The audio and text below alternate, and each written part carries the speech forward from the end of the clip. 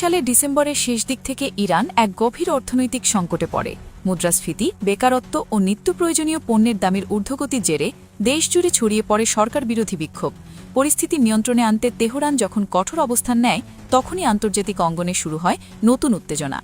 এই বিক্ষোভকে কেন্দ্র করেই খামেনি প্রশাসনের বিরুদ্ধে সহিংসতার অভিযোগ তুলে সামরিক পদক্ষেপের হুমকি দেন মার্কিন প্রেসিডেন্ট ডোনাল্ড ট্রাম্প। প্রকাশ্যে তার ভাষা ছিল কড়া, কিন্তু বাস্তবে সেই হুমকি কার্যকর করা কতটা সম্ভব তা নিয়েই প্রশ্ন তুলছেন বিশ্লেষকরা। তাদের মতে, ইরানের অভ্যন্তরীণ বিক্ষোভকে সরাসরি সহায়তা করার মতো কোনো সহজ বা বাস্তবসম্মত সামরিক কৌশল যুক্তরাষ্ট্রের হাতে নেই। ভৌগোলিক বাস্তবতা, আঞ্চলিক শক্তির ভারসাম্য এবং ইরানের প্রতিরক্ষা সক্ষমতা সব মিলিয়ে সামরিক হস্তক্ষেপ অত্যন্ত ঝুঁকিপূর্ণ।